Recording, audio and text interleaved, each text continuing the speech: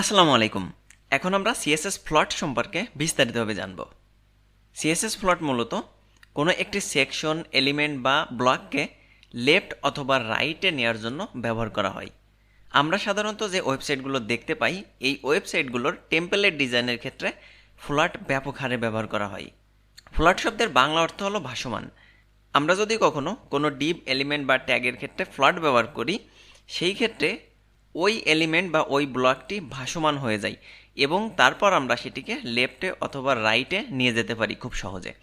তো চলুন 3D অ্যানিমেশনের মাধ্যমে প্লট সম্পর্কে বিস্তারিত জেনে আসা যাক। এখানে চারটি আলাদা আলাদা ডিপ নেওয়া আছে বা চারটি আলাদা আলাদা বক্স নেওয়া আছে এবং সেগুলোর আলাদা আলাদা ব্যাকগ্রাউন্ডে আছে। এখন বাই ডিফল্টভাবে আমরা জানি যদি কোনো ব্লক ট্যাগ আমরা ব্যবহার করি তাহলে কি হবে, সেটি নিচেই নিচেই দেখাই। এখন আমরা যদি চাই তাহলে ফ্ল্যাট ব্যবহার করে এটিকে লেফট অথবা রাইটে ব্যবহার করতে পারি, অথবা এই চারটিকেই এক লাইনে নিয়ে যেতে পারি। যেমন ধরুন, প্রথমে যদি রেড কালারের যে বক্সটি আছে এটিকে আমরা ফ্ল্যাট লেফট দিয়ে দিই, তাহলে যে যে ঘটনাটি ঘটবে সেটি হলো এটি ভাসমান হয়ে যাবে। অর্থাৎ এই নিচের যে লেয়ার, এই লেয়ার থেকে একটি উপরে চলে আসবে। আমরা কিন্তু আউটপুটে বেশি একটা পরিবর্তন দেখতে পাবো না। দেখুন, এটি হলো 3D ভিউ আর এটি হলো আমরা ব্রাউজারে যে ভিউটি দেখতে পাবো। তো রেড বক্সের ক্ষেত্রে ফ্ল্যাট লেফট দেওয়ার কারণে এই যে নিচের লেয়ারে এই জায়গাটা ফাঁকা হয়ে যাবে এবং এটি ফ্ল্যাট দেওয়ার কারণে ভাসমান হয়ে যাবে, কারণ আমরা জানি ফ্ল্যাট মানেই হলো ভাসমান। তারপরে যে ঘটনাটি ঘটবে সেটি হলো এই যে এখানে যে স্পেসটি ছিল সেখানে গ্রিনটা চলে যাবে। অর্থাৎ এখানে যে ফাঁকা স্পেসটি তৈরি হয়েছিল, দেখুন এখানে এইটার ফ্ল্যাট দেওয়ার কারণে এখানে যে ফাঁকা স্পেসটি তৈরি হয়েছিল সেই স্পেসটা গ্রিন চলে যাবে, যার ফলে দেখুন এই রেডের নিচেই কিন্তু গ্রিন আছে, কিন্তু আমরা দেখতে পাবো না। কেন পাবো না? কারণ নিচের লেয়ারে আছে।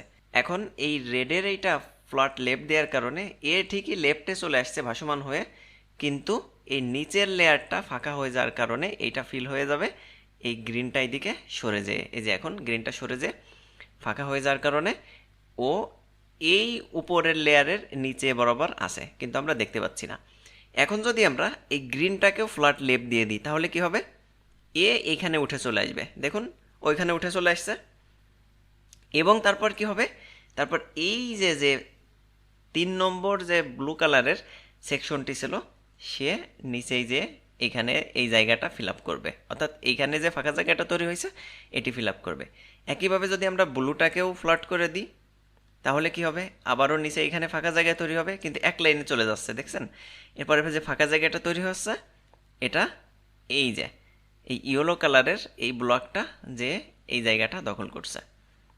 কারণ আমরা জানি প্রতিটা ব্লক সবসময় লেফট এবং টপের একদমই কর্নার থেকে শুরু হয়, আর ফ্ল্যাট দেওয়ার কারণে আলাদা একটি লেয়ার তৈরি হচ্ছে যেটা হলো ভাসমান লেয়ার, এবং এর নিচেও একটা লেয়ার আছে। যেমন এই মুহূর্তে ইয়েলো কালারের যে বক্সটি আছে সেটি এর নিচে আছে। একইভাবে যদি আমি ইয়েলো এই বক্সটিকেও ফ্ল্যাট লেফট দিয়ে দিই তাহলে দেখুন সবগুলো একটার পর একটা ফ্ল্যাট লেফটে আছে, নিচের লেয়ারে কোনো কিছু নেই কিন্তু উপরের লেয়ারে আছে। আমি 3D ভিউটা দেখাচ্ছি কারণ হলো 2D ভিউতে আমরা কোনো কিছুই বুঝতে পারবো না যে এটি আসলে কোন লেয়ারে থাকছে, তো শুধুমাত্র লেয়ারটা বোঝানোর জন্য আমি এটি 3D ভিউতে দেখিয়েছি। একইভাবে আমরা যদি চাইতাম তাহলে কিন্তু ফ্ল্যাট রাইট দিয়ে এই রাইট পাশ থেকে প্রথমে রেড, তারপরে গ্রিন, তারপরে ব্লু এবং তারপরে ইয়েলো এইভাবে শুরু করতে পারতাম। তো চলুন কোডিংয়ের মাধ্যমে এটি দেখে নেওয়া যাক। আমি ইতিমধ্যে এখানে 4টি ডিপ নিয়ে রাখছি এবং সবগুলোর একটি কমন ক্লাস দিয়ে রাখছি বক্স নামে, এবং স্টাইল ডট সিএসএসে এসে এখানে এই বক্সের হাইট, উইডথ এবং বর্ডার দেওয়ার কারণে যেহেতু একটু কমন ক্লাস ব্যবহার করছি বক্স নামে, সুতরাং এই সবগুলোর সেম স্টাইল হয়েছে।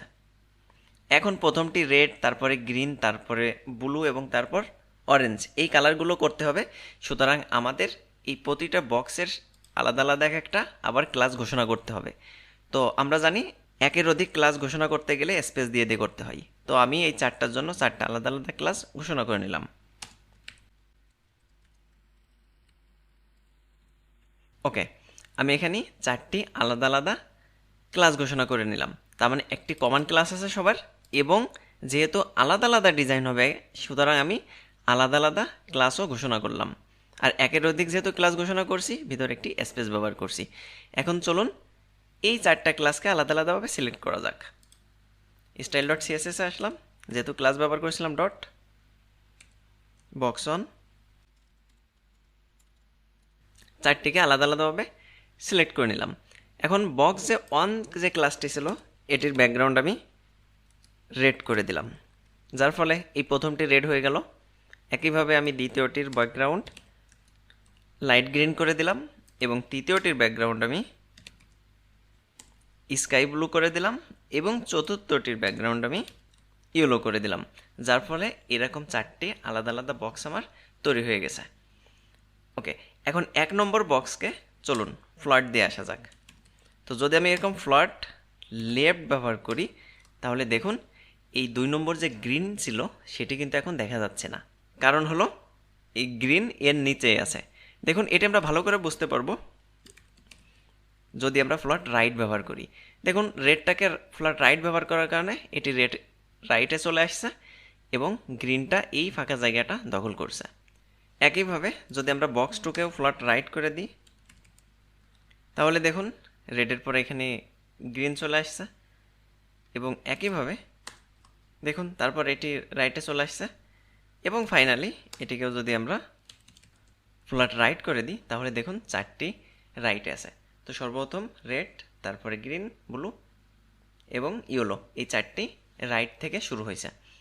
আর যদি এই সবগুলোর ফ্লট আমরা লেফট করে দিতাম তাহলে লেফট থেকে শুরু হতো।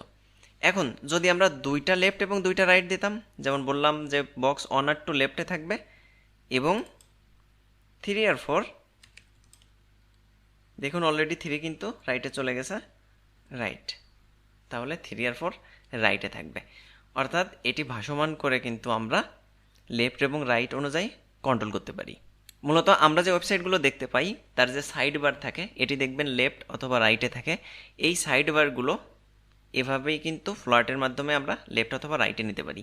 এখন এই মুহূর্তে আরেকটা ইম্পর্ট্যান্ট বিষয় আমাদের শিখতে হবে, সেটি হলো আমরা যদি এইখানে আরেকটা সাপোজ পি বা একটা ডিপ যে কোনো একটা কিছু নিতাম, সাপোজ একটা পি নিলাম, নিয়ে আমি একটা লরেম ছেড়ে দিলাম, তো দেখুন এই লরেমটা কিন্তু এইখান থেকে শুরু হয়েছে। এটি হলো একটি সমস্যা, কারণ ফ্লট যদি নিই এই লরেমটা তো নিচের যে লেআউট আছে নিচের লেআউটে হয়েছে, কিন্তু ফ্লট উপরের লেআউটে অর্থাৎ ভাসমান লেআউটে আছে ফ্লট, সুতরাং এর নিচেই যাবে, এটাই স্বাভাবিক। এই সমস্যার সমাধান করার জন্য আমাদের যে কাজটি করতে হয় সেটি হলো ক্লিয়ার প্রপার্টিটি ব্যবহার করতে হয়। যেমন আমি এখানে পি সিলেক্ট করে ক্লিয়ার বলে দিলাম লেফট, তাহলে কি হলো এর নিচে যেগুলো ব্যবহার করব সেটি আর ফ্লটের এর নিচেই যেতে পারবে না। সুতরাং বললাম যে পি এই ফ্লটের যে ফাঁকা জায়গাটি আছে এইখানে আর যাবে না। ক্লিয়ারের ক্ষেত্রে আমরা 3টি প্রপার্টি ব্যবহার করতে পারি, একটি হলো লেফট, আরেকটি হলো রাইট এবং আরেকটি হলো বথ।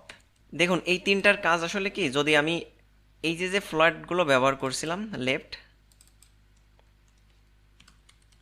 সবগুলো যদি এরকম লেফট থাকতো আর আমি যদি ক্লিয়ারে এরকম বলে দিতাম রাইট, তাহলে দেখুন এই যে রাইটে কিন্তু জায়গাটা নিছে।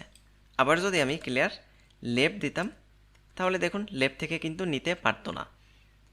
সুতরাং আপনারা ব্যবহার করবেন হলো বথ, তাহলে লেফট রাইট কোনো পাশেই আর উপরে কন্টেন্ট যাবে না। আর যদি আপনারা কোনোটি ব্যবহার না করেন তাহলে কিন্তু কন্টেন্ট এই যে একটু ফাঁকা জায়গা পেলে সেখান থেকে আসা শুরু হবে, কারণ 2টি আলাদা আলাদা লেয়ারে আছে। তো আশা করি আপনারা ফ্লট বুঝতে পারছেন। কারো যদি কোশ্চেন থাকে অবশ্যই কমেন্টস করবেন, আমি রিপ্লাই দেওয়ার চেষ্টা করব। পরবর্তী ভিডিওতে আমরা দেখব টেক্সট গ্রেডিয়েন্ট কালার কিভাবে করতে হয়, অর্থাৎ এই যে টেক্সটগুলো বা কোনো একটি বড় হেডিংয়ের গ্রেডিয়েন্ট কালার কি করে করতে হয় সেই সম্পর্কে আমরা বিস্তারিতভাবে জানব। তো সে পর্যন্ত সবাই ভালো থাকবেন, আল্লাহ হাফেজ।